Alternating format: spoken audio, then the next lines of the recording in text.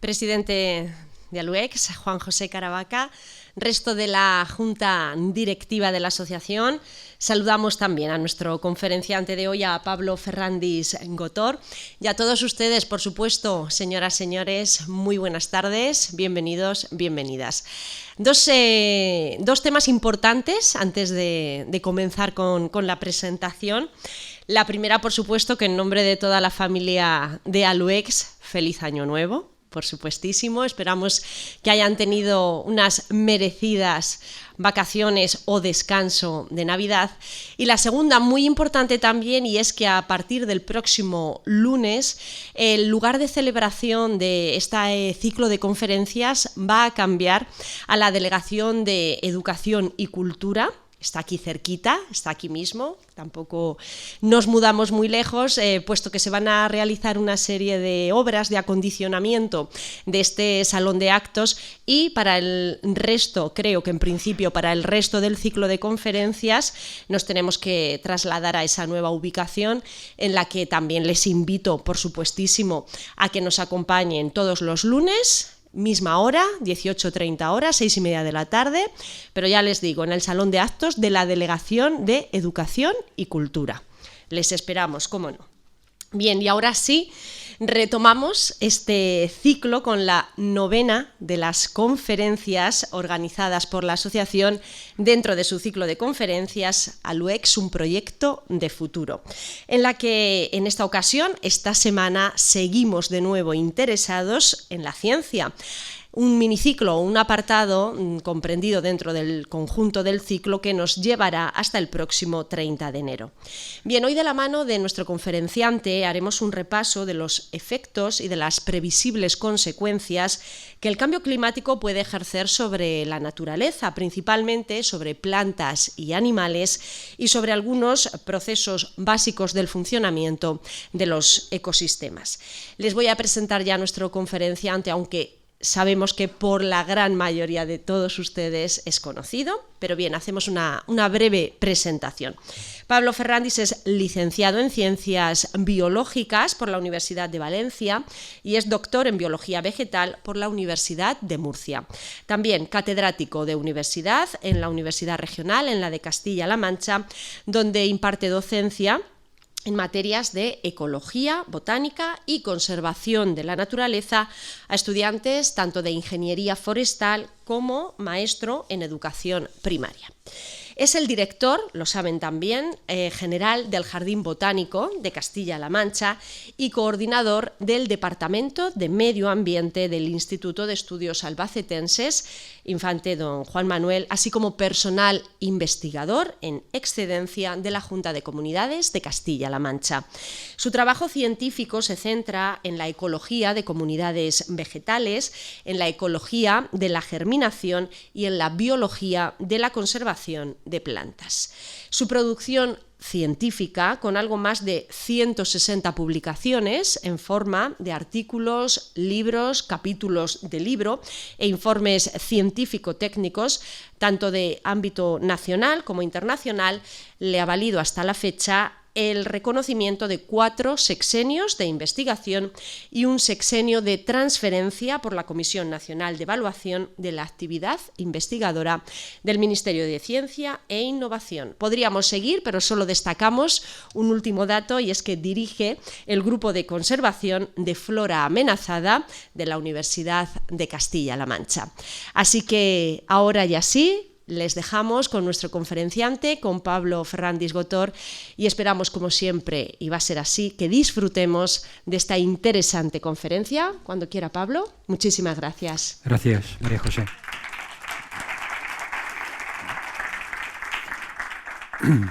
Bueno, creo que se me oye bien, ¿verdad? Vale, pues nada, pues vamos a ello. Bueno, pues vamos con la conferencia que la he titulado La naturaleza frente al cambio climático, y luego cuando la preparaba en casa, pensé que valía poner el subtítulo de una perspectiva ibérica, porque realmente lo que voy a contar es cómo va a afectar sobre todo lo que se está viendo en la península ibérica, y no en la península ibérica, sino en el territorio español, también en las islas. Entonces, es cómo va a afectar el cambio climático, cómo está afectando el cambio climático a la naturaleza y concretamente a la biodiversidad de nuestro país. Bueno, pues dicho esto, voy a hacer una breve introducción a lo que es el cambio climático para luego ir ya a los efectos sobre la naturaleza.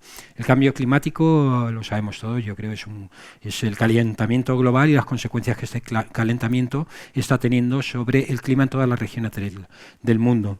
Este calentamiento global es un aumento de la temperatura media de la superficie del sistema de la Tierra que se ha debido a la intensificación del efecto invernadero. Luego hablaremos del efecto invernadero y veremos cómo está teniendo lugar ese aumento de la temperatura. La velocidad del cambio climático actual es muy elevada, es una tasa muy elevada, con lo cual no puede ser explicada únicamente por causas naturales. De hecho, pues está más que ya constatado que está relacionado y que está de alguna manera directamente o indirectamente promovido por la actividad humana, sobre todo a partir de la revolución industrial, que es donde culminamos un poco pues esta actividad enorme en el planeta y esta acentuación del cambio climático. Realmente es consecuencia de la voracidad que tenemos los humanos de recursos y de energía, como ahora veremos más adelante también. Hay algunos autores que hablan de amenaza existencial, definen el cambio climático como una amenaza existencial. A mí no me gusta tampoco especialmente ese término, en tanto que lo que no me interesa es dar hoy ni nunca, es dar un mensaje, digamos, alarmista y catastrofista del cambio climático. El cambio climático, desde luego, que es un problema que tenemos que hacer frente a la humanidad, pero la humanidad ha hecho frente a problemas importantes recientemente, a la COVID, y con éxito. Entonces, tenemos, yo creo, y lo veremos a lo largo de la conferencia, tenemos las herramientas y la capacidad para hacer frente al cambio climático. Otra cosa es que tengamos la voluntad, ¿no? Pero vaya. Contextualizando un poco el cambio climático, ¿por qué el cambio climático? Bueno, sobre todo porque tenemos una tendencia demográfica, estamos inmersos en un proceso de crecimiento exponencial de la población humana. El pasado 15 de noviembre la ONU arrojó la cifra de 8.000 millones de habitantes en el planeta, ¿no? Hace 10.000 años, cuando transitamos desde el Paleolítico al Neolítico, cuando pasamos de aquellas sociedades nómadas en pequeños grupos, recolectoras y cazadoras, a la agricultura y a la ganadería, se calcula que en la Tierra había cerca de 5 millones de seres humanos. Es decir, lo que hay hoy en la Comunidad Autónoma de Madrid era lo que había en toda la Tierra, ¿no? Y hoy pues estamos en 8.000 millones, o sea que realmente, y esos 8.000 millones, si os fijáis, un poco pues está concentrado en los últimos siglos, en los 2 últimos siglos realmente, ese crecimiento exponencial. ¿Por qué este crecimiento? Sobre todo por la tecnología, por el desarrollo tecnológico. El desarrollo tecnológico nos ha permitido a los humanos pues aprovechar los recursos y aprovechar la energía con una eficiencia como nunca antes lo habíamos hecho. Y vaya, pues y de alguna manera el crecimiento demográfico también impulsa a la tecnología. Cuando va creciendo la población, pues vamos buscando nuevas formas de explotar los recursos para que aumente la eficacia y podamos mantener las poblaciones humanas. Esto es lo que se ha ido repitiendo a lo largo de la historia de la humanidad en la Tierra. El cambio climático forma parte del cambio global. El cambio global es algo que va algo más allá del cambio climático. Es cambio climático, pero es desertificación, es contaminación del aire, de las aguas, es deforestación, es decir, es un conjunto de fenómenos que están sucediendo en la Tierra, y en la pérdida de biodiversidad también. Entonces el cambio climático está ligado a todos estos procesos globales y se retroalimenta con ellos. De hecho, hay algunos autores, muchos autores ya en la comunidad científica, que hablan del antropoceno, ¿no? Para referirse al periodo actual, al geológico actual, ¿no? Que viene definido por las señales que la actividad humana está dejando en los ecosistemas de la Tierra. Las señales que estamos dejando serán reconocibles dentro de miles de años. Habrá señales, quedarán señales fosilizadas y registradas en la historia de la Tierra. Por eso se habla de una nueva etapa geológica, ¿vale? Que viene un periodo geológico que viene a sustituir al Holoceno. El Holoceno empieza cuando acaba la última glaciación, en ese paso del Paleolítico al Neolítico, y con la revolución industrial pues ya hay muchos científicos que hablan del Antropoceno como la era geológica del ser humano, manejada y transformada por el ser humano. Bueno, la voracidad energética a la que hacía referencia antes. En el gráfico de la izquierda lo que podéis ver es un poco pues, el consumo de energía, las necesidades de energía que tiene la población humana desde el año, no se ve, pero vaya, desde 1800 hasta la actualidad.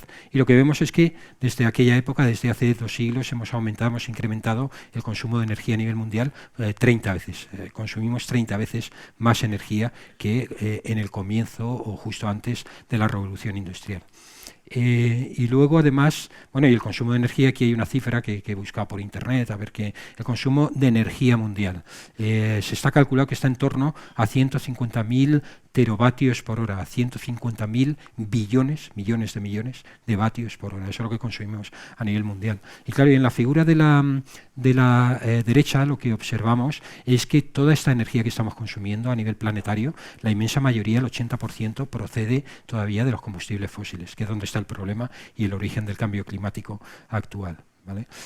Tenemos una economía que está completamente carbonizada. Cuando digo carbonizada no es quemada, sino que es que se fundamenta en el carbono, se fundamenta en la emisión de dióxido de carbono.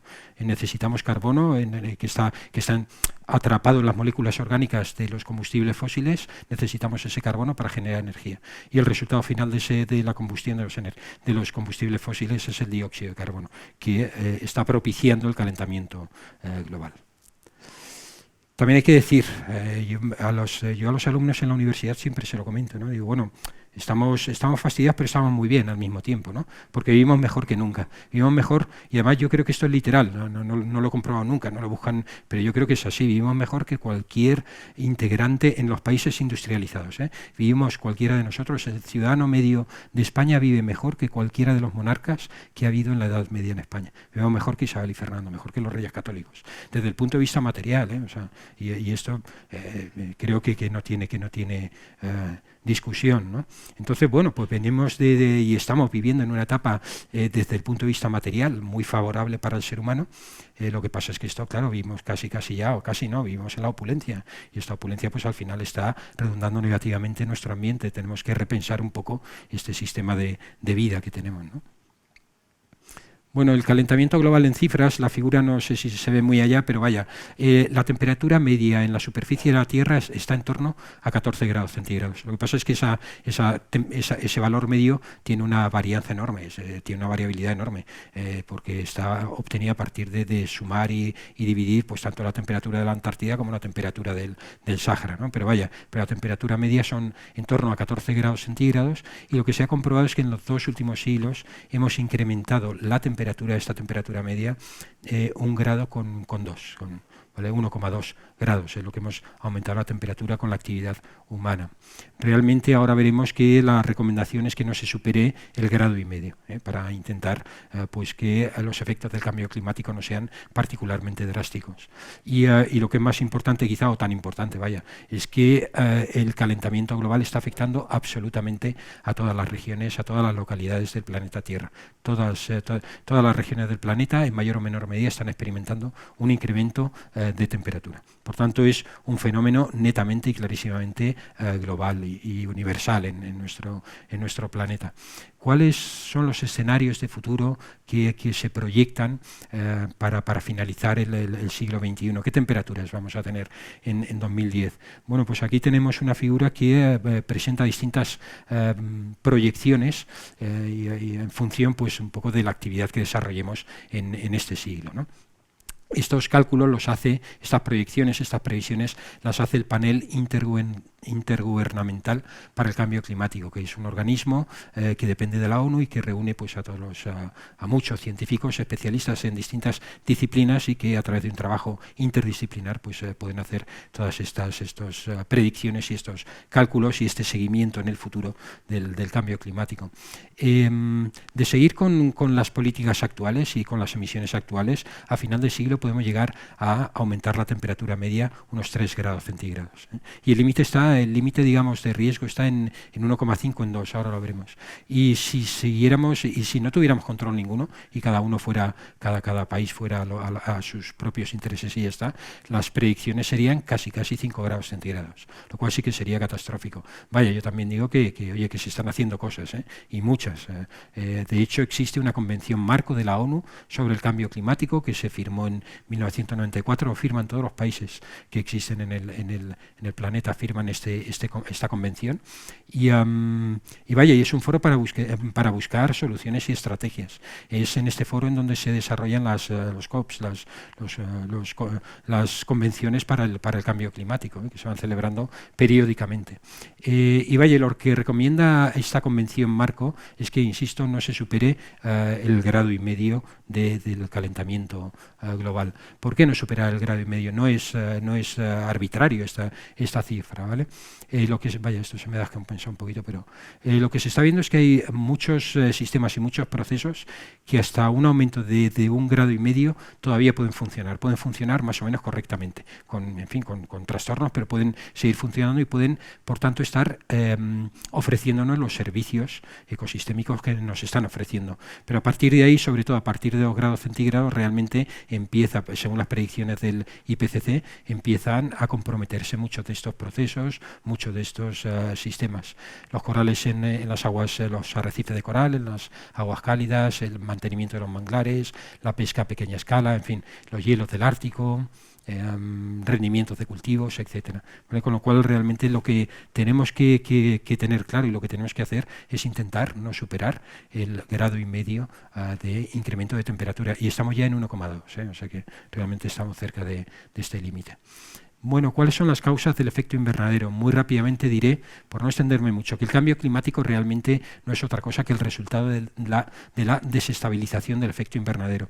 El efecto invernadero muchas veces tendemos a equivocarnos porque lo relacionamos con el cambio climático y entonces pensamos que el efecto invernadero es negativo, ¿no?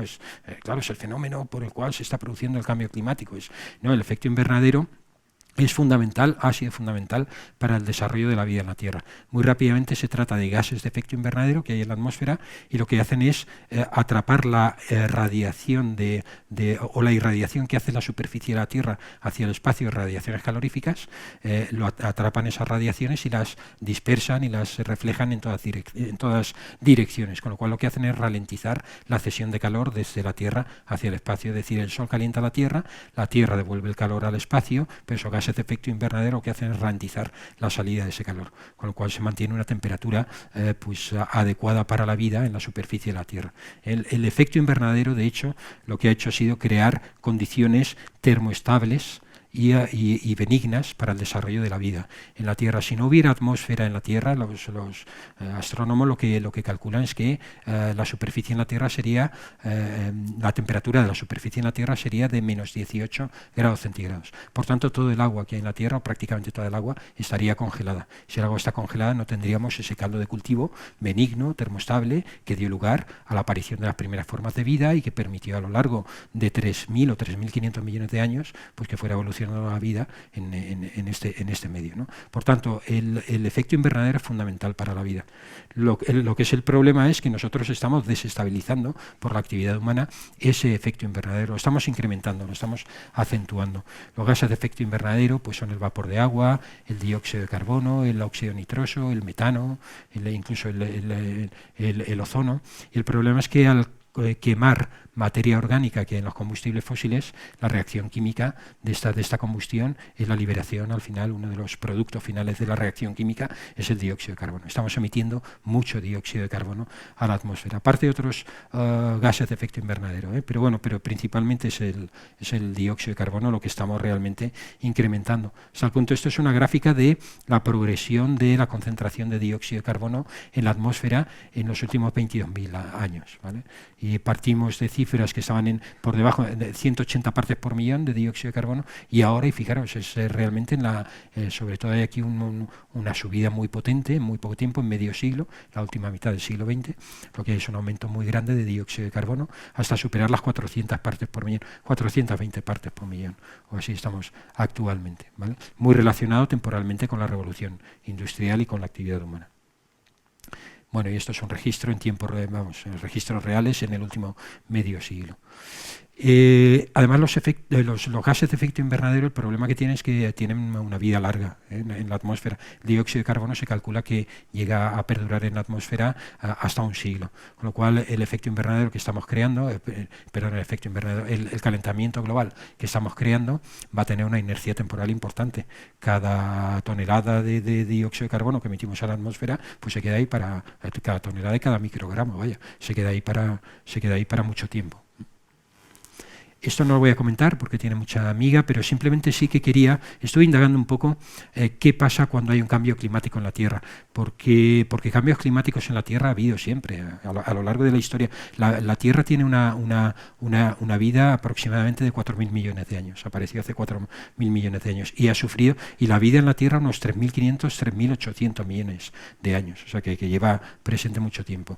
Y los cambios climáticos han acontecido muchísimas veces en distintas direcciones, en enfriamientos, en calentamientos, en enfriamientos tremendos, como la glaciación global esta, que se congeló completamente la Tierra, o sea que durante 10 millones de años se congeló 4 veces el planeta Tierra. Es decir, cambios climáticos ha habido siempre. ¿Qué ha pasado con los cambios climáticos? Pues simplemente decir, los cambios climáticos siempre han llevado asociados cambios profundos en la biodiversidad.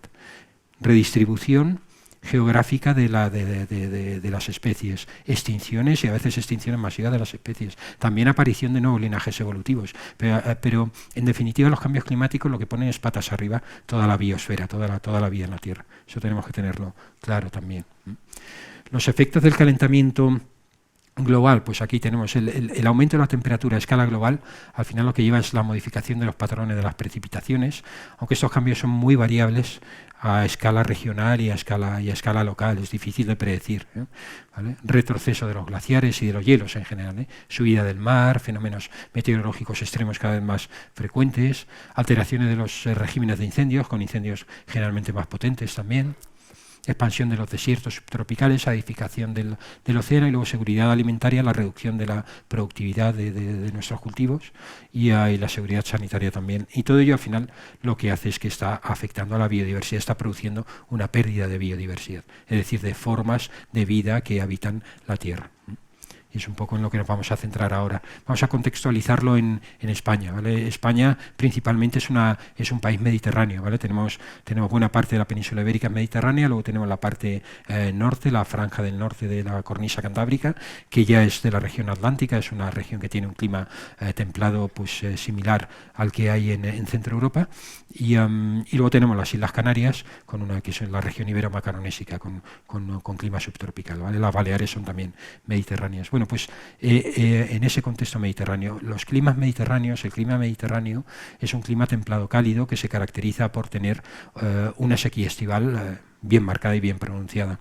Con lo cual, ese tipo de clima y además nuestra posición, la posición de la península ibérica, la posición geográfica, es un territorio grande de transición latitudinal, y también climática, por supuesto. Vamos del norte de África con desiertos subtropicales, nos vamos hasta el centro de Europa con clima templado y con ecosistemas templados nemorales, ¿vale? Entonces ahí estamos en medio. Esto nos hace, lo primero de todo, y esto hay que subrayarlo, nos hace que España se encuentre en la primera línea del cambio climático. Es de los países que más rápidamente se está viendo afectado por el cambio climático, porque ya estamos en el límite de la frontera climática, con lo cual pues nos estamos llevando un cambio importante.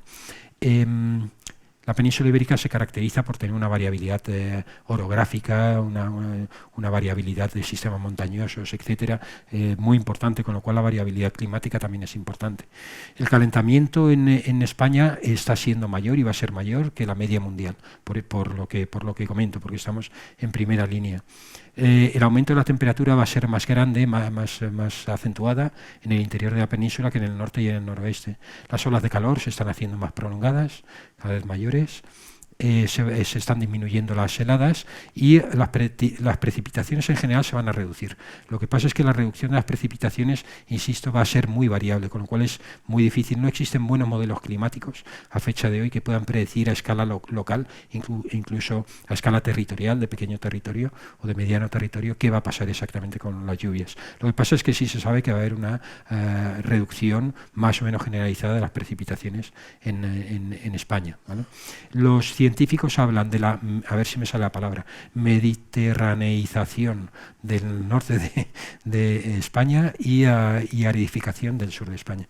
El norte de la cornisa cantábrica con clima atlántico va a tender a ir convirtiéndose progresivamente en un clima mediterráneo, es decir, cada vez van a tener consolidadas, digamos, las sequías durante el verano. Esto no les pasaba hasta ahora, y bueno, y en el norte de hecho han pasado un verano, lo hemos pasado todos, un verano y un año duro, ¿no? Realmente, pero en el norte pues lo están notando mucho porque no están acostumbrados a la sequía, así como nosotros sí que conocemos las sequías de una manera un poco más, estamos un poco más familiarizados, pero en el norte no y les está pasando, ¿eh?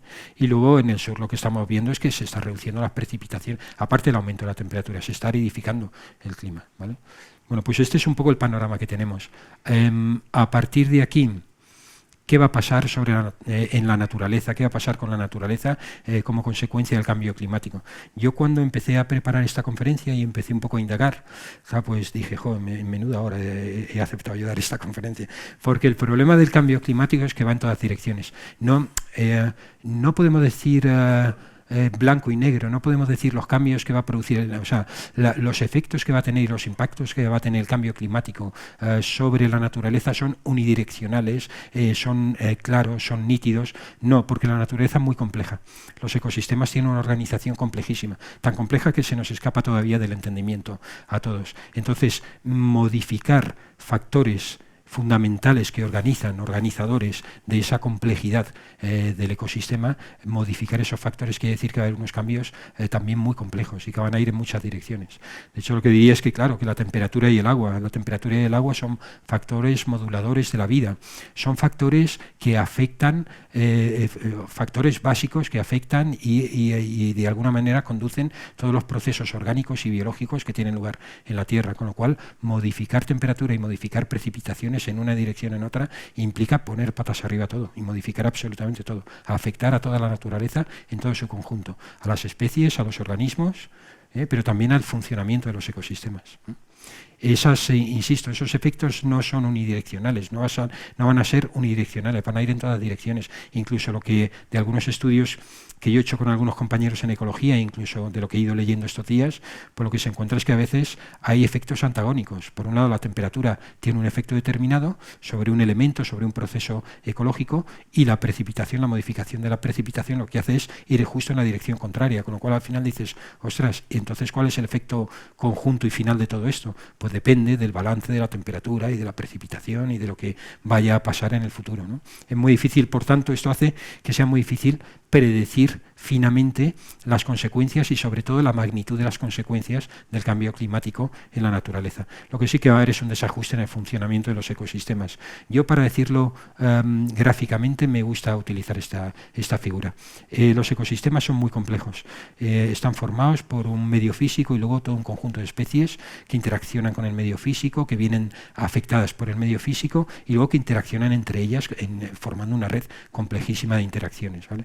Pues esto me gusta, esta maquinaria, por llamarlo así, del ecosistema, me gusta, aunque poco tiene que ver en su funcionamiento, pero me gusta, para que lo entendamos todos gráficamente, asimilarla a un reloj.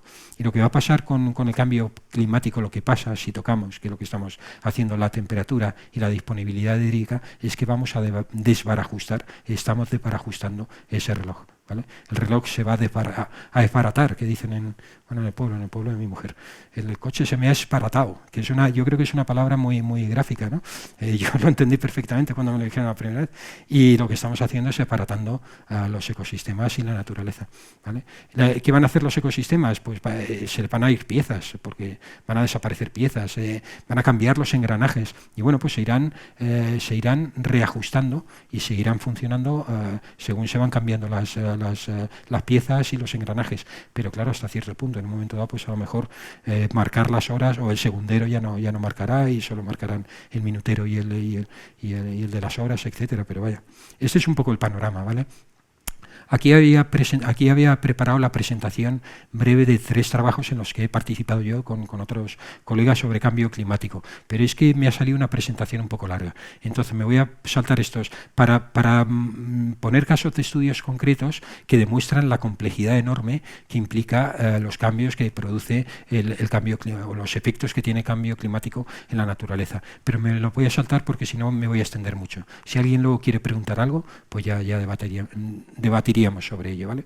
Pero bueno, a partir de ahí no sale abajo tenía citado el autor, Valladares y colaboradores, en 2004 hicieron un trabajo en el que vienen a decir un poco qué efectos va a tener el cambio climático en la naturaleza y además cuánta certidumbre existe de esos efectos. Cuanto más asteriscos veáis aquí, es que hay más certidumbre de que esto va a suceder. Y es un poco sobre lo que me voy a centrar ahora, ¿no? en esos efectos. Cambios en la fenología de las especies, cambio en las interacciones de las especies, en la estructura de las comunidades y en el funcionamiento de los ecosistemas. Bueno, vamos a ir viéndolo, en las migraciones de especies, etcétera.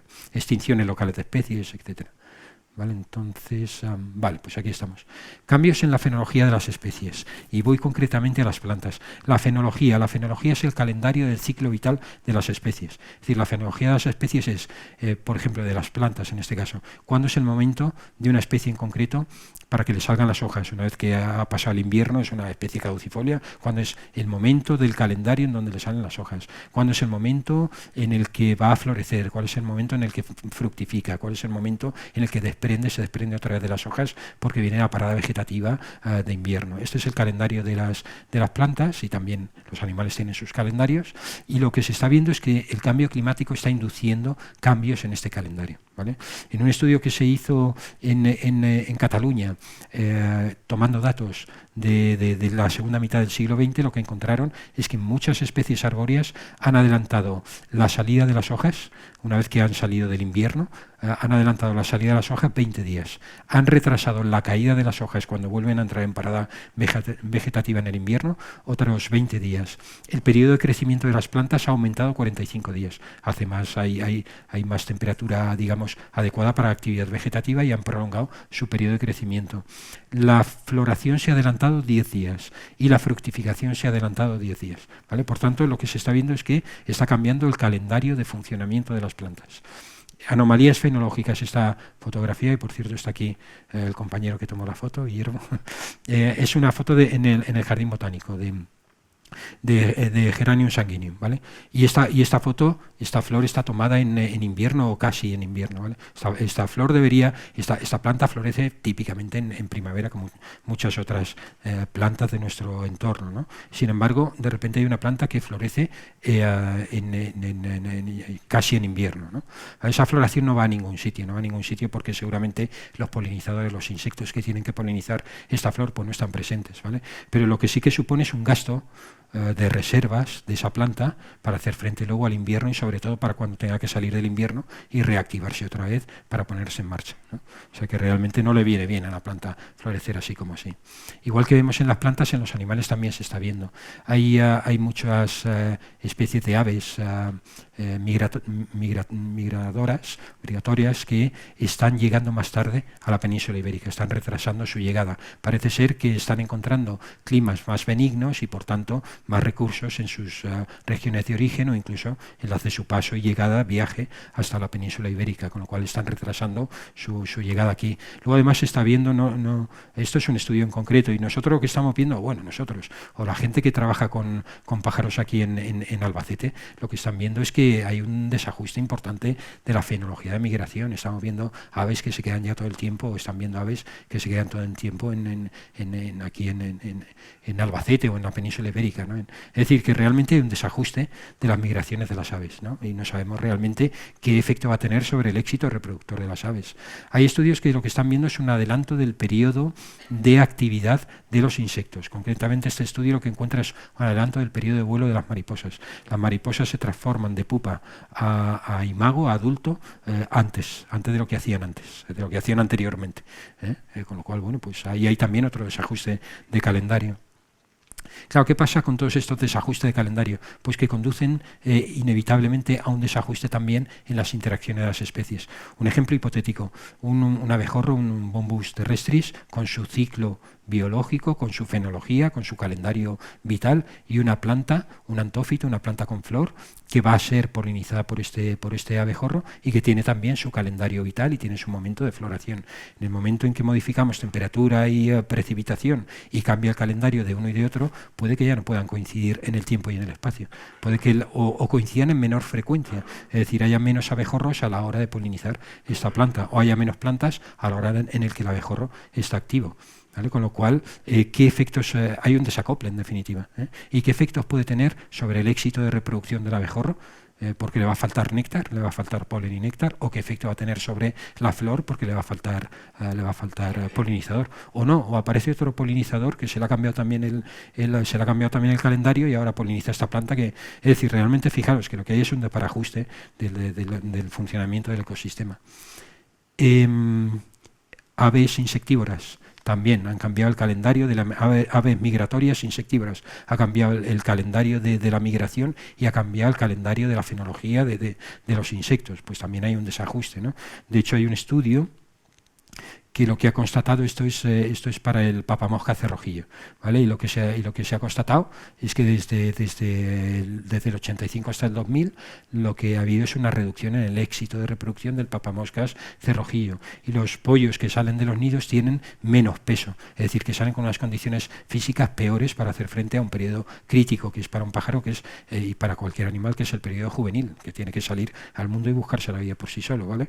Y todo esto se observa que tiene que ver con el aumento de la temperatura en mayo. Es decir, que el aumento de la temperatura, y realmente lo que dice este estudio es que hay un desajuste entre insectos presa y el papamosca cerrojillo. Es decir, que tienen menos insectos que depredar y con los cuales alimentar a los pollitos, ¿vale?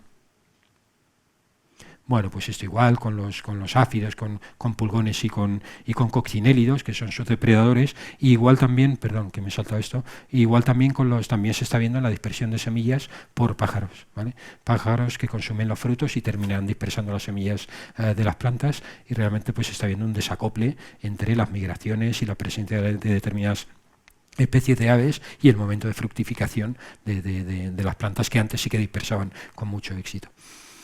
Bueno, también va a haber cambios en la dominancia de las especies en las comunidades. Las comunidades van a cambiar, los componentes de las comunidades van a cambiar, ¿vale? Y voy a ir, sucede una cosa.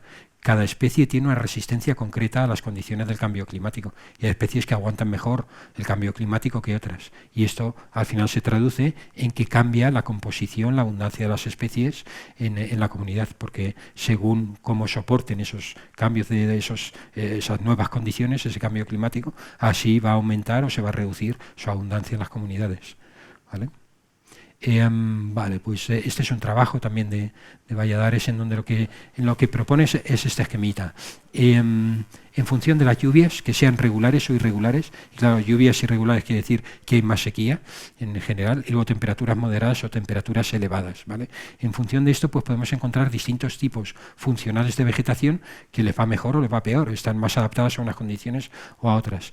Las que están más alejadas de las condiciones que está imponiendo el cambio climático son las plantas esclerófilas lauroides, es decir, las tataranietas de la vegetación que ocupó la península ibérica en el terciario, que era vegetación subtropical, lauroide, quedan buenos ejemplos todavía relícticos de esa vegetación en las Canarias. La laurisilva canaria es una muestra de esa vegetación, ¿vale? Es por tanto una comunidad casi que fósil, se dice, ¿no?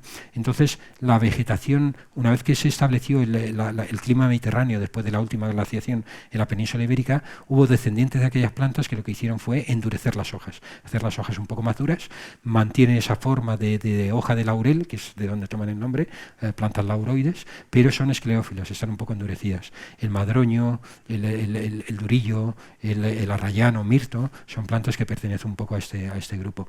Pues según este esquema, estas plantas necesitan regularidad en las lluvias y temperaturas moderadas, con lo cual lo que se cabe esperar es que el cambio climático pues les dé duro, las seleccione negativamente y vaya reduciendo su presencia y su abundancia en las comunidades vegetales. Sin embargo, ¿a cuáles les va a ir mejor? Claro, aquí hay muchos grupos funcionales, no los voy a contar todos porque estaríamos aquí mucho tiempo, pero según este modelo, lo que se piensa es que a las que mejor les va a ir frente al cambio climático es a las malacófilas xerofíticas, que son, sobre todo, están muy bien representadas por las cistáceas. Son plantas que crecen a pleno sol, heliófilas, de ciclo de vida corto, se producen muchísimas semillas que se acumulan en el suelo, que colonizan rápidamente espacios abiertos en el territorio, es decir, aguantan bien, son xerófitas, aguantan bien la sequía, ¿vale? Esas plantas les va a ir bien. A las plantas tipo tomillo, aromáticas, pequeñas, caméfitas, arbustitos pequeños, también xerófitos, también les va a ir bien, ¿vale? Entonces cabe esperar que esos grupos funcionales, pues en las condiciones de temperaturas elevadas y lluvias irregulares con sequía, pues les vaya bien y que ganen terreno y presencia en muchos de los ecosistemas, frente a los esclerófilos lauroides que van a perder presencia. Y luego tenemos toda una serie de grupos funcionales intermedios que les va a ir pues dependiendo de la intensidad del cambio climático. En grandes rasgos, porque esto es muy resumido, pero lo que se vaticina un poco es lo siguiente. En la cornisa cantábrica los bosques caducifolios van a ir perdiendo territorio, van a ir perdiendo terreno, claro, porque necesitan mucha más humedad. Los hayedos, los robledales genuinos van a ir perdiendo ese terreno. Necesitan más humedad y las temperaturas muy elevadas también les cuestan. Mientras que otras formas intermedias, melojos, quejigares, que son del género Quercus, pues estas van a ir aumentando su presencia en la zona atlántica. Los encinares también van a irrumpir de forma importante o pueden irrumpir en la región atlántica, mientras que en la región mediterránea les va a ir regular, y sobre todo en la dehesa, porque tiene además un problema asociado que en la seca es una epidemia que tienen las quercinias en este territorio, que está muy asociado a la sequía. Entonces parece que les va a ir mal. Los pinos de alta montaña, pues Pinus nigra y Pinus silvestris, que son ahora los reyes un poco del mambo en la región mediterránea, pues van a ir perdiendo superficie a favor de Pinus pinaster, el pino resinero, que aguanta mejor las condiciones nuevas del cambio climático.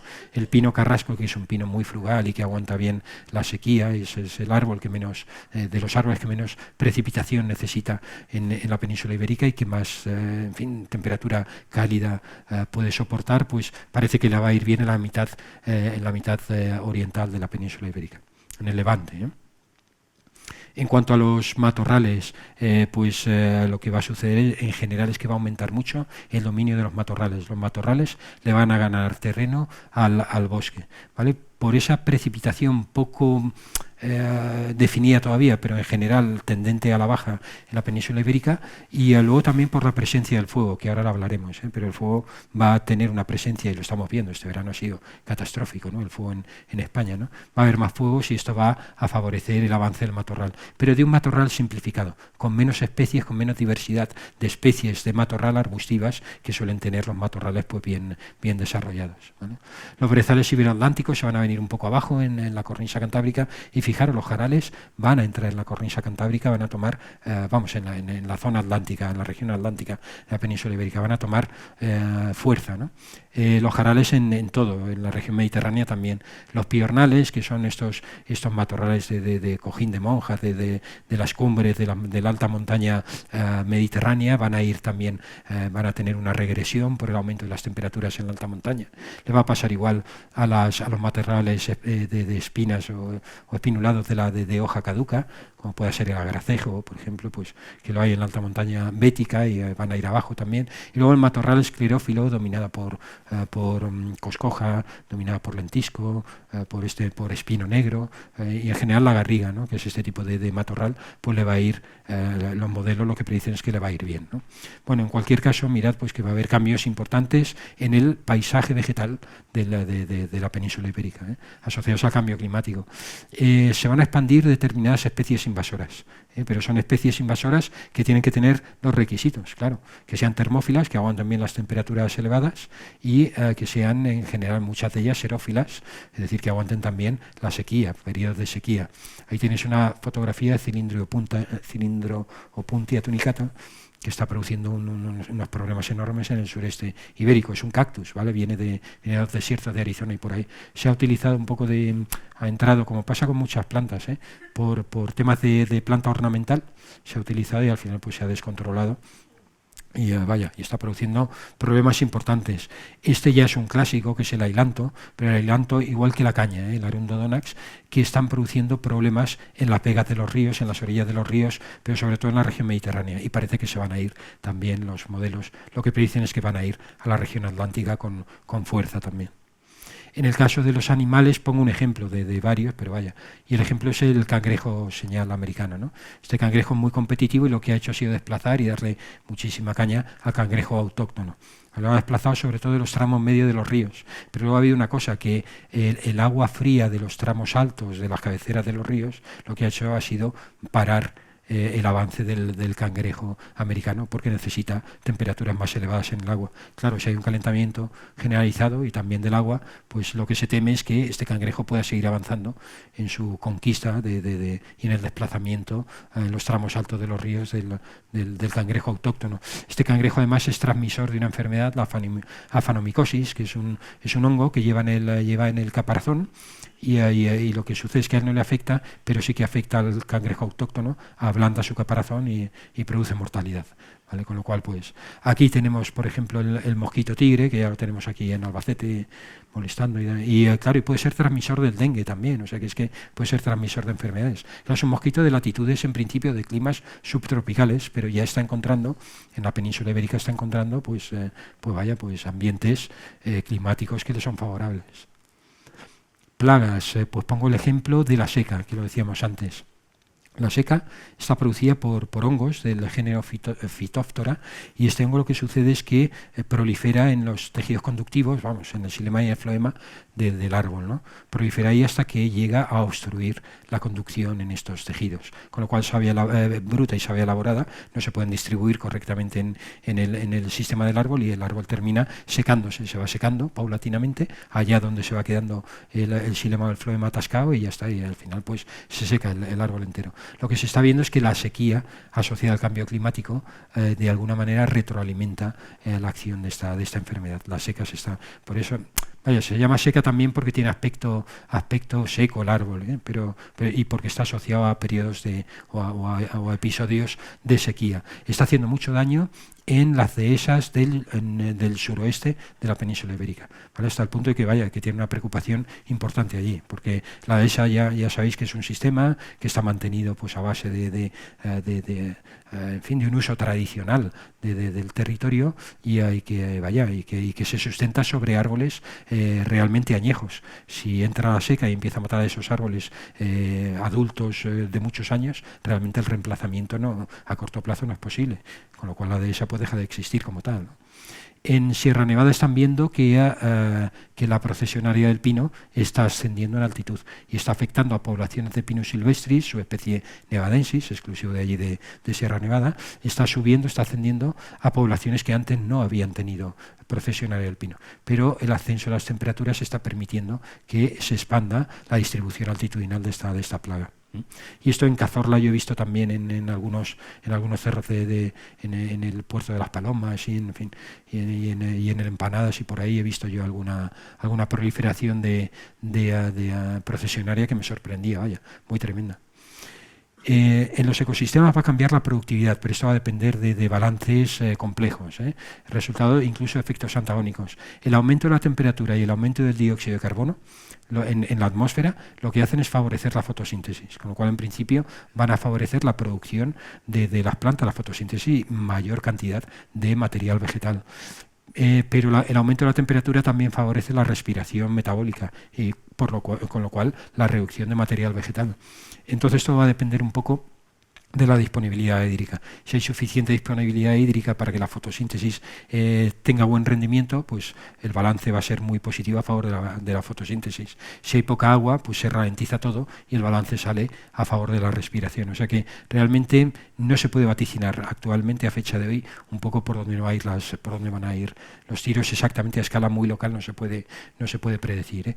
Va a haber una variabilidad en la producción de los ecosistemas, va a haber una variabilidad geográfica importante en función de balances climáticos locales. Vale, la migración de las plantas, esto es importante porque la migración es lo que va a permitir de las especies, y vamos a hablar ahora de las plantas. La migración es lo que permite a las especies por lo menos intentar huir del cambio climático. ¿Vale? Una de las opciones es, oye, aquí está haciendo un calor terrible, aquí se está reduciendo la precipitación, me voy para otro sitio. ¿Vale? Claro, las plantas lo tienen un poco difícil. Las plantas son organismos que viven fijados al sustrato. Entonces, en la migración latitudinal, es decir, huir del sur hacia el norte, buscando climas con más humedad y con menos calor, va a implicar a varias generaciones, porque cada generación tendrá que germinar la semilla, desarrollarse, producir nuevas semillas, dispersarlas hacia el norte, y así sucesivamente. ¿Vale? Se ha visto en estudios que se han hecho de otros periodos interglaciares, se ha visto que los árboles tienen de media una capacidad de avance hacia el norte de entre 50 y 500 metros por año, es decir, que realmente, y el cambio climático va rápido. O sea que, y luego además hay otro problema importante, y es que hay una fragmentación tremenda de los hábitats. Voy a poner un ejemplo. Imaginemos una planta que tiene que huir. Esto de huir lo pongo entre comillas, las plantas no piensan, no dicen tengo que huir, pero quiero decir, el cambio climático va a promover ese avance, digamos, pasivo de las plantas hacia el norte. Imaginemos que una planta tiene que huir de Sierra Nevada al sistema central o al sistema ibérico, para encontrar de nuevo unas condiciones que se le ajusten adecuadamente a su supervivencia y demás. Pues resulta que esa planta tiene que cruzar, a base de germinar y llevar implicadas a varias generaciones, la Mancha toda cultivada de viña, de cereal. Claro, ¿dónde va a encontrar un espacio adecuado, bueno, para poder funcionar? Para poder, no funcionar, sino para poder cumplir esa migración multigeneracional a través de la Mancha, por poner un ejemplo. Es decir, que realmente la fragmentación de los hábitats es que les complica mucho la vida a las plantas.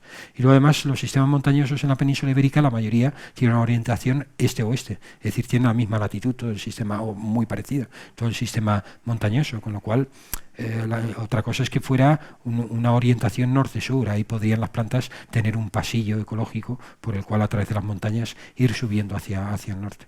O sea que las plantas lo tienen un poco complicado en este sentido. Luego además encontramos el aislamiento geográfico de muchas plantas y en general de muchas especies animales también. Las islas, Baleares y Canarias, pues si ahí cambia el clima, las plantas están en la isla y no se pueden ir de la isla, o sea que están atrapadas, encerradas en aquella isla, no tienen capacidad de escapar hacia ninguna latitud, ¿no? En la alta montaña les pasa igual. Los organismos que viven en la alta montaña están ya en el techo de su distribución geográfica, ya no tienen escapatoria. Si cambia el clima en la alta montaña, pues ya no tienen dónde ir, se quedan ahí atrapados y lo tienen muy complicado. Y luego las islas edáficas. En España hay ecosistemas muy interesantes con características en el suelo muy peculiares, saladeras continentales, estepallesosas, turberas, etcétera, que las plantas que viven allí están hiperadaptadas a vivir allí, porque es muy difícil vivir sobre sal, sobre yeso, en una turbera permanentemente encharcada. Se han adaptado a aquello, pero ya no pueden salir de ahí, ¿vale? Con lo cual también están atrapadas por su propia evolución. Es decir, que realmente estas plantas y en general las especies que viven con aislamiento biogeográfico es que no tienen escapatoria frente al cambio climático, no tienen dónde huir, ¿vale? Y luego la migración altitudinal. Esto también va a pasar. Las especies que están ya lo he comentado, que están en la alta montaña, les va a cambiar el clima y además le van a venir especies que proceden de altitudes menores y que están huyendo hacia arriba y las van a colonizar, con lo cual los ecosistemas y las especies de alta montaña pues lo tienen un poco complicado. En la península ibérica ya hay evidencias de migraciones altitudinales de plantas. Ya se está viendo que hay hayedos en el Montseny, hay hayedos que están y cayunares son como brezales, Cayuna vulgaris, que es la brecina, es un brezo más chiquitín, se está viendo que están siendo ya sustituidos en los últimos 50 años por encinares. La encina le está ganando terreno en altura, está subiendo y está desplazando a la haya y a la Cayuna vulgaris, la brecina. Y luego en Guadarrama, en Madrid, también se está viendo que pastos de alta montaña, herbazales de alta montaña, están siendo colonizados por enebrales y por escogonales, por arbustos del género Cytisus, o sea que por la transformación. La migración de los animales, pues tenemos un poco lo mismo. Es verdad que hay grupos animales que tienen una movilidad importante. Las aves en un momento dado pueden moverse y ya está, ¿no? Aquí hay un mapita que predice cuál será la redistribución de Otis tarda, de la abutarda, cuál será la distribución o la redistribución de la abutarda conforme cambie el clima, y se irá a las zonas que hay en negro, mientras que abandonará estas otras zonas que están en azul. Bueno, pues la abutarda puede hacerlo, vuela y ya está. Y eso que no es un gran volador, la abutarda, pero puede hacerlo, ¿no? Y el resto de aves en general también. Pero claro, hay grupos zoológicos que lo tienen también muy complicado. Anfibios, reptiles, invertebrados, pues tienen una capacidad de movilidad y de desplazamiento también muy limitada, ¿no? Y si se encuentran además con la fragmentación de los hábitats, pues también lo tienen complicados. Si esta salamandra tiene que ir desde la Sierra Pética, desde la Sierra Segura, tiene que irse al sistema ibérico atravesando la Mancha, pues lo tiene la salamandra, no va a poder, claro, evidentemente, ¿no? Por poner un ejemplo. Se está viendo ya desacoples en los movimientos migratorios o en los desplazamientos migratorios en altitud. Este es un trabajo que se ha publicado este mismo año, en el 23, ahora en enero, se ha publicado, es un estudio en los Alpes, y lo que se está viendo es que tanto mariposas como las plantas que son polinizadas por especies concretas de mariposas se están yendo todos estos organismos se están yendo para arriba, están huyendo para arriba del cambio climático, ¿vale? Es decir, el cambio climático los está llevando hacia arriba, pero las mariposas van mucho más rápido que las plantas, con lo cual se han desacoplado de alguna manera. Lo que no se sabe es qué futuro les espera, es decir, cómo le va a ir a las mariposas y sobre todo cómo le va a ir a las plantas que eran polinizadas por esas mariposas. ¿Vendrán otras mariposas, vendrán otros insectos a polinizarlas o no? ¿O tendrán una polinización peor? ¿Tendrán menor éxito reproductivo? No se sabe, ¿no? Pero bueno, pero ya se observa ahí un desacople importante. Otra cosa muy preocupante, los incendios forestales, ¿no? La sinergia que el cambio climático tiene con determinadas perturbaciones ecológicas, entendiendo por perturbación cualquier destrucción de biomasa, tanto vegetal como animal, ¿no? Entonces, claro, en España realmente lo que nos preocupa, en la región mediterránea, lo que más nos puede preocupar seguramente pues son los grandes incendios forestales. Esto no está aislado, sino que lo que está sucediendo es que estamos viviendo el fenómeno que todos conocemos de la España vaciada, es decir, el abandono del medio rural, del medio natural, con lo cual está habiendo una acumulación importante y una continuidad importante de la vegetación. Cada vez hay más vegetación, es más continua el dosel vegetal, y esto al final pues es combustible para los incendios. Si a eso le añadimos que aumenta la temperatura, que aumenta la aridez, la sequía durante el verano, que además el verano y la sequía de verano se ha alargado, o sea, ya se ha prolongado, pues tenemos la mezcla perfecta para tener un lío aquí de incendios tremendos, como lo estamos teniendo este año, que ha sido terrorífico para la península ibérica. Yo creo que han sido 300 y pico mil hectáreas las que se han quemado en la península ibérica. Y a un inciso, que además lo pensé, quisiera hacer aquí un reconocimiento público al personal de incendios, de la extinción de incendios de Castilla-La Mancha, que han parado todos los incendios este año, o sea que han hecho un trabajo fantástico. Yo conozco a algunos de ellos y realmente os puedo decir que tienen, vaya, lo digo y lo sabemos todos, pero tienen una formación académica, técnica, y están súper entregados a esto, y es que al final nos salvan, porque claro, de los incendios que no prosperan generalmente no nos enteramos de los grandes incendios que al final pues se descontrolan, ¿vale? Pero esta gente para todos los años una cantidad de incendios enorme, ¿no? Entonces sí que me apetecía pues decirlo públicamente, que es un trabajo fantástico el que hacen. Cuando hay un incendio lo que hay es liberación de dióxido de carbono, se quema, se combustiona la materia vegetal, materia orgánica, con lo cual dióxido de carbono a la atmósfera, que a su vez incrementa y favorece el cambio climático, que a su vez favorece los incendios, es decir, que estamos metidos aquí en un bucle, ¿no? Además, lo que está pasando es que está cambiando el régimen de incendios. Es decir, lo que está cambiando es la frecuencia de los incendios, la intensidad de los incendios, la extensión de los incendios, la estacionalidad. En la península ibérica y en la región mediterránea hay muchas plantas adaptadas a los fuegos, a los incendios. Hay muchas plantas que se denominan pirófitas, son capaces de responder al fuego y mantener sus poblaciones en aquellos territorios que se queman periódicamente, pero no están adaptadas al fuego, están adaptadas a un régimen de incendios. En el momento en que empieza a modificarse el régimen de incendios, pues francamente ya no sabemos qué le va a pasar a estas plantas, porque muchas no van a poder soportar estos cambios. Extinción de especies. No me quiero extender mucho, pero simplemente decir que a las especies el cambio climático va tan rápido que a las especies no les da tiempo a adaptarse por evolución. La evolución se mueve en una escala geológica de tiempo y lo que está sucediendo con el cambio climático es una escala ecológica, ¿no? Con lo cual, bueno, pues muchas especies y, en fin, es que si cuento todo esto me voy a extender mucho.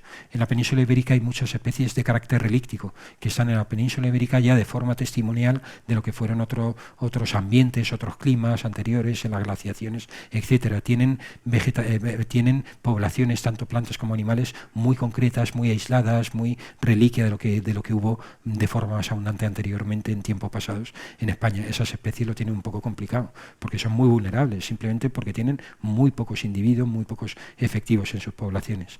En un estudio que hicimos en 2009, de las 434 plantas, especies o subespecies vegetales que hay en el catálogo regional de especies amenazadas, vinimos a concluir que en torno al 40% de esas especies tienen alguna amenaza y algunas de ellas severa por el cambio climático y pueden llegar a extinguirse localmente de aquí de Castilla-La Mancha.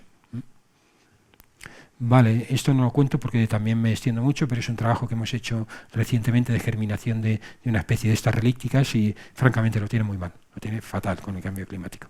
Pero vaya, igual que hay plantas amenazadas, hay hábitats también amenazados. Hábitats que tienen una representación muy concreta, muy puntual, muy relíctica también en algunos casos en Castilla-La Mancha. Esto sucede mucho en la península ibérica. Entonces, la Ley de Conservación de la Naturaleza del 99 estableció 66 hábitats de protección especial. Es decir, es una figura que protege hábitats. Y hay hasta 66 tipos distintos. Pues bien, el 55% de estos hábitats tienen riesgo de desaparecer o de sufrir una merma enorme, severa, en Castilla-La Mancha. Vale, pues hasta aquí un poco los efectos sobre la naturaleza. Ahora que voy a contar, para terminar la conferencia, voy a hablar un poco de cómo podemos intentar solucionar esto. Insisto, no me gustan las charlas del cambio climático en donde te dicen esto está fatal, venga, vámonos a casa, porque dices, oye, pues me dejas con un cuerpo que vaya. Entonces, no, vamos a ver qué soluciones hay, porque las hay, ¿eh? Lo que pasa es que nos lo tenemos que currar. O sea, ese es el mensaje que quiero mandar aquí, pero soluciones hay. Hay un artículo muy interesante de hace poco, de 2018, que lo que hizo fue un cálculo de cuánto dióxido de carbono se está emitiendo a nivel mundial por el uso de combustibles fósiles y cuánto dióxido de carbono se puede retirar de la atmósfera, bien por nuestros propios sistemas forestales, que a través de la fotosíntesis van retirando el dióxido de carbono y lo secuestran temporalmente en sus órganos lignificados, o bien por reforestaciones que pudiéramos hacer los humanos en la superficie de la Tierra, en aquellos espacios que fuera posible, y así favorecer ese secuestro de dióxido de carbono. Y la conclusión que llegan es que jamás se podrá igualar la cantidad de emisiones que estamos realizando ahora, no podremos igualarla en retirada de dióxido de carbono, de secuestro de carbono, con nuestros sistemas forestales y la reforestación, aunque hagamos toda la reforestación máxima que se puede hacer en la Tierra. Es decir, ¿cuál es la solución al cambio climático? No hay otra que reducir las emisiones de gases de efecto invernadero, no hay otra. O sea, dejémonos de... Está muy bien, lo de reforestar está muy bien y ayudamos a combatir el cambio climático, pero no vamos a solucionar el cambio climático reforestando. Completamente, no lo podemos solucionar. La solución pasa por reducir la emisión de gases de efecto invernadero, por tanto el uso de combustibles fósiles. Vale, dicho esto, vale, ¿y qué hacemos entonces? Aquí tenemos este señor, es que es fantástico, falleció hace 2 años. Edward Wilson ha sido uno de los biólogos más, de los ecólogos, yo diría, ¿no? Se dedicaba a las hormigas, era entomólogo, pero vaya, realmente era un ecólogo. Y vaya, tiene el premio Crawford, que es el equivalente al premio Nobel en biología. Y este señor, que es un crack y que hizo avanzó muchísimo la ciencia de la ecología, pero vaya, una de las cosas que propuso al final de su vida, él decía que deberíamos de conservar la mitad de la Tierra, que si queremos salvaguardar la biodiversidad, salvaguardarla para que nos ofrezca todos los servicios que la biodiversidad nos da, no por el capricho de que haya más biodiversidad, sino porque la biodiversidad nos ofrece unos servicios ecosistémicos fundamentales, nos da alimentación, nos da medicina, nos da, bueno, en fin, de todo, nos da ciclo de la regulación del ciclo del agua, en fin. Entonces él decía, vale, para conservar la biodiversidad lo que tenemos que hacer es proteger la mitad de la Tierra. Usemos la mitad de la Tierra a la humanidad y la otra mitad dejémosla tranquilamente para que nos vaya dando estos servicios. Claro, esto es un poco utópico a lo mejor, ¿no? Porque lo pensamos y dice ya, pero si somos 8.000 millones de humanos, ¿no? Pero bueno, pero ahí está, y de hecho ha calado, ¿eh? Y ha calado porque, mirad, hay ahora una iniciativa a nivel mundial, a nivel internacional, que se llama 30×30, que precisamente, inspirados en esta propuesta de Edward Wilson, lo que propone es proteger 1/3 de la Tierra para 2030. Hay 100 países que ya han firmado, digamos, un borrador de esta propuesta, ¿vale? Y se está discutiendo en la COP, en el seno de la Convención del Cambio Climático de la ONU, se está discutiendo esta posibilidad. O sea que, bueno, por lo menos ahí está, ¿eh? Pero más allá de todo esto, lo que tenemos que hacer ahora, entre tanto reduzcamos las emisiones de gases de efecto invernadero, entre tanto aumentemos la superficie a proteger, etcétera, tenemos que adaptarnos, porque el cambio climático ya está. O sea, el cambio climático yo creo que a nadie se nos escapa el año que hemos pasado y que estamos pasando todavía, porque ahora por fin ya viene frío, pero es que hasta hace 4 días estamos con unas temperaturas que estamos batiendo récord de temperaturas altas todos los días, ¿no? Lo decían en el telediario. Entonces nos tenemos que adaptar. ¿Cómo nos adaptamos? En cuanto a los espacios naturales protegidos, se deben de gestionar integralmente, es decir, y esto ya se hace, ¿eh? O sea, lo que no podemos hacer es pretender decir, no, cada espacio natural que se gestione con una política determinada, con unos medios determinados y no se tengan en cuenta el resto de espacios naturales protegidos que hay en un territorio. Los espacios naturales de un territorio, los espacios naturales de Castilla-La Mancha tienen que tener una gestión integral. Es verdad que cada espacio natural, las lagunas de Ruidera, los calares del Mundo y de la Sima, el salar de Cordovilla, cada uno de estos espacios tiene su propia norma de gestión, pero más allá de eso los gestores tienen que tener una visión global y saber lo que se está gestionando a escala general en todo el territorio de Castilla-La Mancha. Esto es fundamental porque los espacios naturales protegidos tienen que incorporar y acomodar los gradientes altitudinales y latitudinales completos para que las especies puedan huir. Es decir, lo que tenemos que hacer es diseñar espacios naturales protegidos que integren en la medida que se pueda el gradiente altitudinal o latitudinal completo y dar vía de escapatoria a las especies frente al cambio climático. ¿Cómo se puede conseguir eso si no podemos poner todo un sistema montañoso en un espacio natural protegido? A través de la conexión, la conectividad, los corredores ecológicos. Es decir, crear pasillos ecológicos respetados, que no nos alteremos y que esto permita que las especies puedan circular, o bien directamente un animal, o bien a generación tras generación una planta, pero pueda circular por esos corredores para ir de un espacio natural protegido a otro. Si tiene que ir del sur al norte, por ejemplo, ¿vale? Y luego, pues, especial atención a espacios singulares. Pero vaya, mira, tenemos 2 herramientas muy, muy interesantes en España, ¿vale? En la Unión Europea y en España, 2 herramientas muy interesantes para hacer esto y hacerlo con éxito. Lo primero, España participa, como miembro de la Unión Europea, participa de la Red Natura 2000. La Red Natura 2000 es la red de espacios protegidos más grande del mundo. Son más de 26.000 espacios protegidos, ¿vale? Son espacios protegidos que lo que hacen es proteger, conservar o fomentar la conservación de espacios de hábitat natural, de todos los hábitats naturales, cualquier tipo de hábitat natural que haya en la Unión Europea. Lo que hace esta red es proteger muestras funcionales y representativas de estos hábitats naturales, ¿vale? Ocupa el 18% de la superficie terrestre de la Unión Europea. España tiene casi 1/4 de su superficie protegida por la Red Natura 2000, un 23 y pico % de su superficie, y luego además hay reservas marinas también, ¿vale? Por tanto, tenemos esa red importante de espacios naturales que pueden integrar, pueden acomodar los gradientes completos, ¿vale?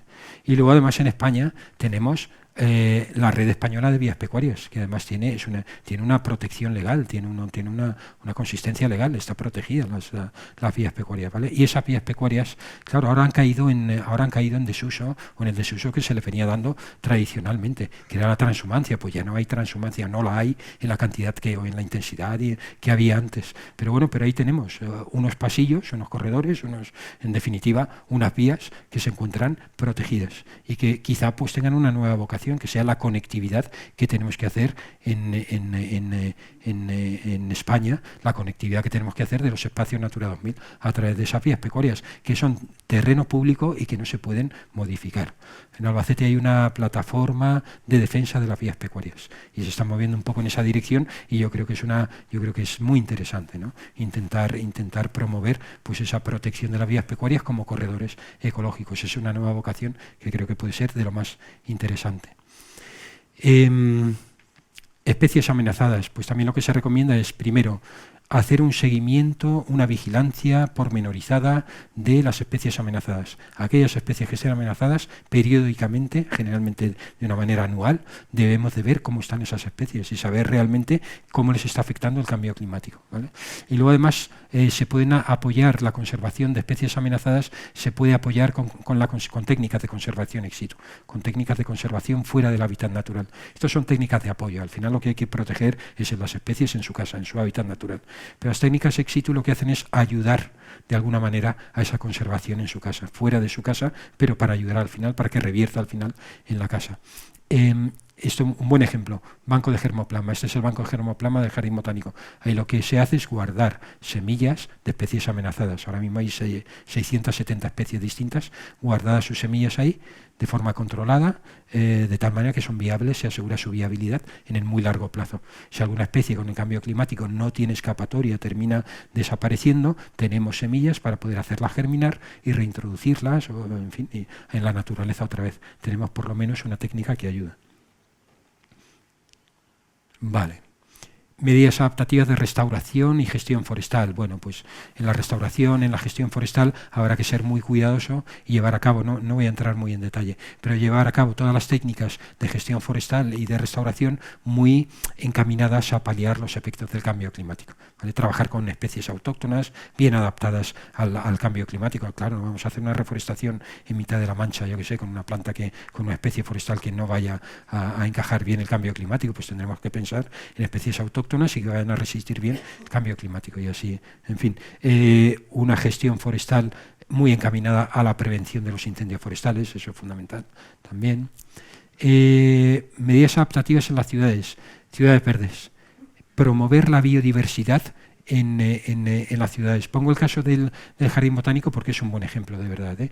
El Jardín Botánico tiene 7 hectáreas y tiene 30.000 plantas de 2.100 especies distintas. Está llevado en su totalidad en ecológico, hasta el punto de que por auditoría externa tenemos la certificación de excelencia ecológica, ¿vale? El llevar en ecológico un jardín botánico, o da igual que sea este jardín botánico, un espacio verde, llevarlo en ecológico, ¿qué significa? Que no estás utilizando insecticidas, es decir, que no estás utilizando técnicas no selectivas de control de plagas, etcétera. Es decir, eres respetuoso también con la diversidad animal. Todos estos pichejos que veis aquí, desde el Lirón Careto,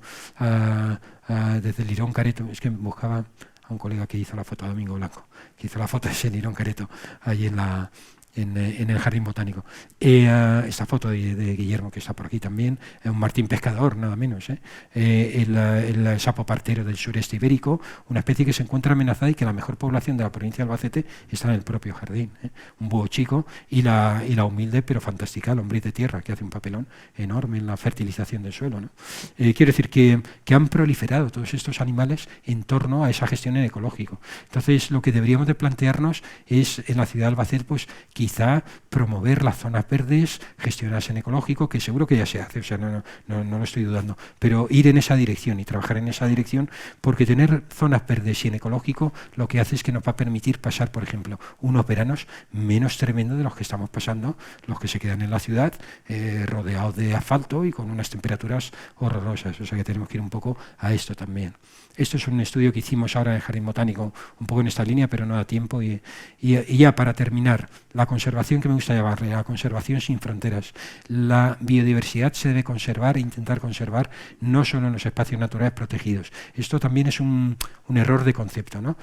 Protejamos la biodiversidad en los espacios naturales protegidos, en los parques naturales, en los parques nacionales, en la Red Natura 2000, y en lo demás, en el resto del territorio, vamos a saco. Y dicen, hombre, ¿por qué vas a ir a saco? Vamos a intentar también compatibilizar la actividad humana con la conservación en la medida que se pueda de la biodiversidad. ¿Por qué no fomentar los ribazos naturales de vegetación natural en los márgenes de los campos de cultivo? De tal manera que aquí proliferen plantas y animales silvestres, animales que, por ejemplo, siempre se dice, pero es que es así, pueden ser los depredadores y por tanto, controladores naturales de las plagas que pueden aparecer en los cultivos.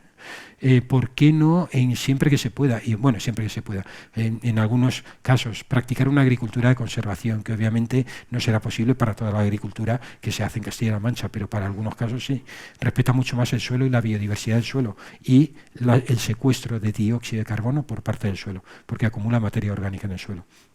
Puntos de agua, donde podamos, para animales que necesitan agua. Ganadería extensiva, que se ha quedado muy atrás y deberíamos de retomar otra vez el modelo de ganadería extensiva, que favorece mucho también la biodiversidad, porque es un aprovechamiento tradicional de los paisajes vegetales, ¿no? Refugio de fauna, esto es un refugio de piedras para caracoles, ¿no? Pero bueno, oye, pues ahí está ayudando a que haya una biodiversidad que juega su papel. Bueno, y ya como conclusiones, para acabar con la presentación, lo que sí quisiera contar y resumir. El cambio climático es una amenaza que se deriva de la acción humana, hoy ya no hay duda de esto, que consiste en el incremento de temperatura y una reducción, aunque muy variable, de las precipitaciones. España se encuentra en primera línea de cambio climático, ¿vale? Estamos muy expuestos al cambio climático. Aún así hay muchas incertidumbres de cómo va a afectar a la naturaleza, de cómo está afectando, y lo que sí que se sabe es que son muchas veces efectos complejos, multidireccionales. Y lo que sí que se sabe es que está produciendo un desbarajuste total, está sacando loca a la naturaleza, y ya veremos al final dónde termina todo esto, ¿no? La única solución de verdad efectiva a largo plazo y sólida es reducir las emisiones de gases de efecto invernadero y entre tanto, aparte de buscar esta reducción, tenemos que implementar, y estamos implementando, y vaya, no hay otra que implementar medidas adaptativas al cambio climático. Y también, por último, decir, tenemos, y esto no me cabe la menor duda, tenemos la capacidad científica y tecnológica. En la COVID, en medio año se diseñaron numerosas vacunas efectivas para controlar la COVID, y se ha controlado más o menos en nuestro país y en Europa, ¿no? y en buena parte del mundo, ¿no?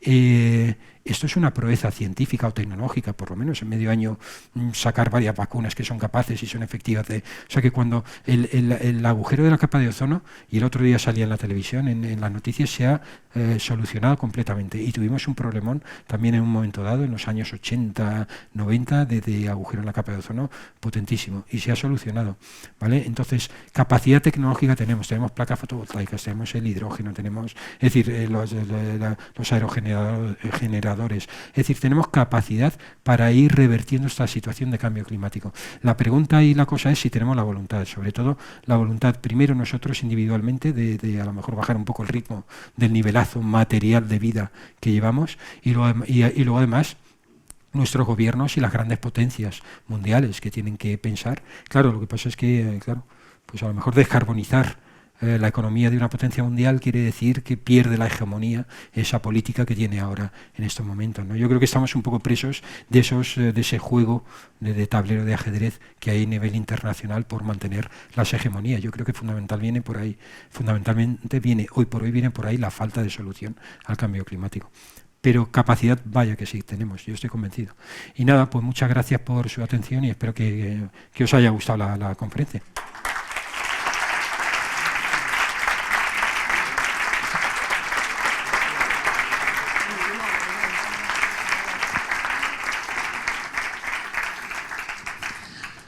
Muchísimas gracias, Pablo, como siempre. Y bueno, no solo nos ha gustado, sino que incluso más importante, hemos aprendido muchísimo, que también se trata de eso. Vale, muchas gracias. Tenemos nada, un momentito, unos minutillos para alguna pregunta. Entonces, bueno, pues ya veo una por ahí. Me voy a pasar por aquí.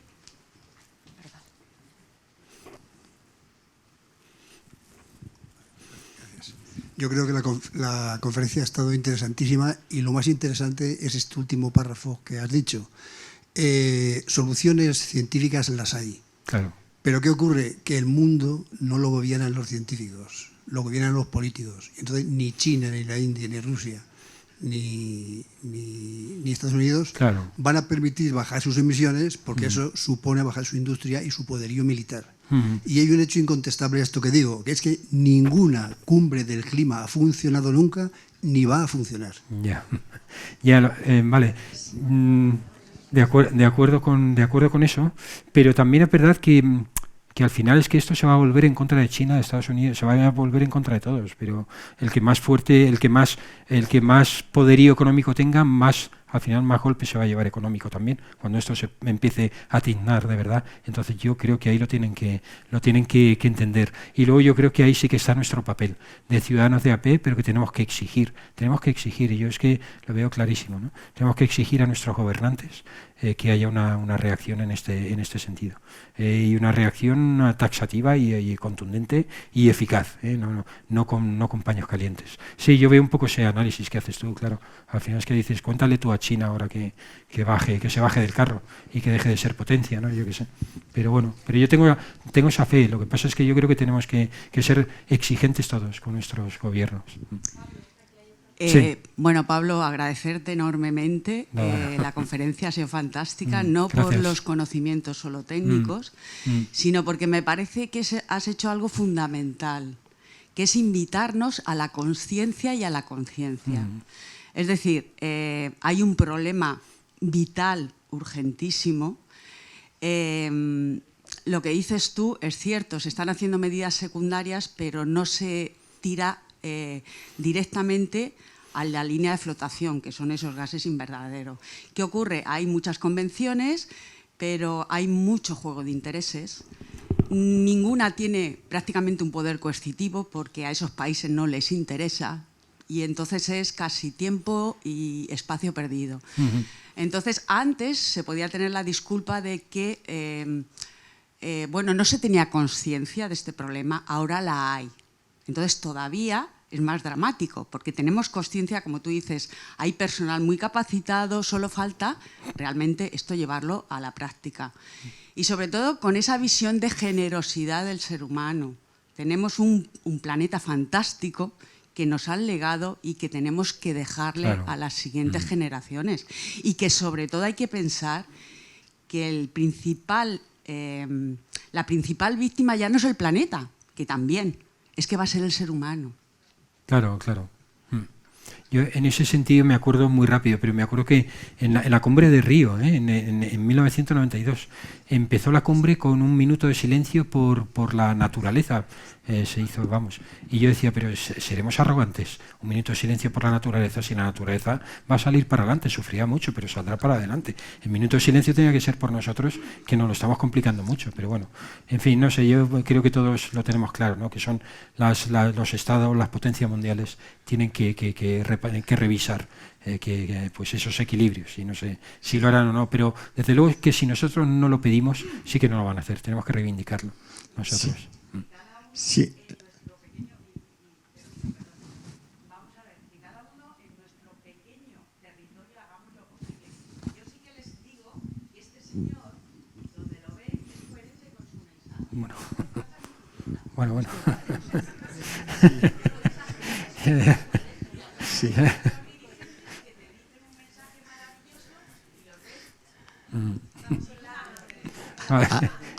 Arriba con la bicicleta, yo también he venido en ella. Sí, arriba la bicicleta. ¿Estamos atacando a China, a Estados Unidos, a Rusia? No. El primer país que por habitante es Singapur, el segundo es Corea del Sur, el tercero son los Emiratos Árabes Unidos. Claro, China tiene muchos habitantes, pero es una decisión individual también. Indudablemente tenemos que presionar como ciudadanos, pero tenemos mucha responsabilidad individual. Y no es China ni es Estados Unidos. Estados Unidos no está ni siquiera entre los 20 países que por persona consumen más. Y no es que lo esté defendiendo, ni mucho menos, ¿no? Quiero decir que la responsabilidad individual tiene mucho que ver. Indudablemente los políticos, lo que quieras, ¿no? Pero insisto en el tema de que no quede ahí que contra China y Estados Unidos y Rusia y Ucrania no podemos hacer nada, ¿no? Cada uno podemos hacer bastante. Claro, yo creo que tenemos que trabajar a dos escalas, a escala individual y luego a escala de exigir hacia arriba. Pero tenemos que empezar con nosotros, también está clarísimo. Sí, totalmente de acuerdo. No. Comentario, reflexión mía. No, una cosilla. Has empezado, lo primero que has dicho antes de hablar de emisiones ha sido el crecimiento demográfico. Entonces sí, dices que claramente hay medios para reducir las emisiones, pero ¿qué pasa con el crecimiento demográfico? ¿Eso se puede parar, ese desenfreno que hay? Es reflexión, no hay ninguna pregunta. Y yo es que, porque muchas veces el sistema económico parece ser que se basa en una población con una base amplia, ¿no? Entonces, parece que economía y ecología no se sincronizan, ¿no? Si en economía tenemos que tener muchos nacimientos para que el sistema económico se mantenga, y sin embargo en ecología cuanto más nacimientos la cosa va peor. Es reflexión, no es ninguna pregunta. Ya. Vale.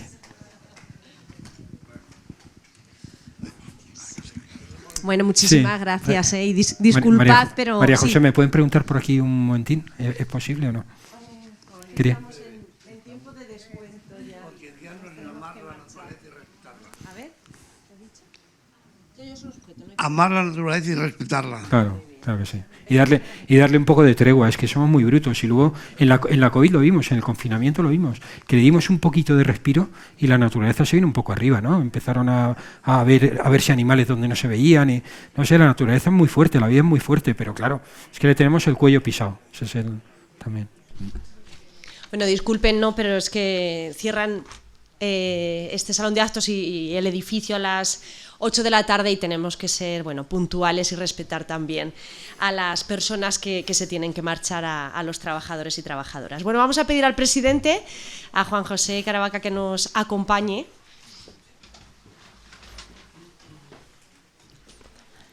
Y queremos hacerle entrega a Pablo Ferrandis, al conferenciante de hoy, de este detalle, de este pequeño obsequio. Muchas gracias. Con el que agradecer su participación en este ciclo. Ahora, mirando... Juan José, Pablo, ahí, mirando a Paco, aquí. Perfecto, ahí, perfecto, muy bien. Y mientras tanto les cuento que la próxima conferencia, ya se lo he indicado al inicio de esta, que tendrá lugar el lunes 23 de enero, ya saben, Salón de Actos de la Delegación de Educación y Cultura. La conferencia Energías Renovables, muy en línea también con lo que hoy hemos estado hablando, situación en España, y correrá a cargo de Emilio Gómez Lázaro, catedrático en Ingeniería Eléctrica de la Universidad de Castilla-La Mancha. Así que no se despisten con el sitio y les esperamos la próxima semana. Muchísimas gracias, como siempre, un placer. Gracias.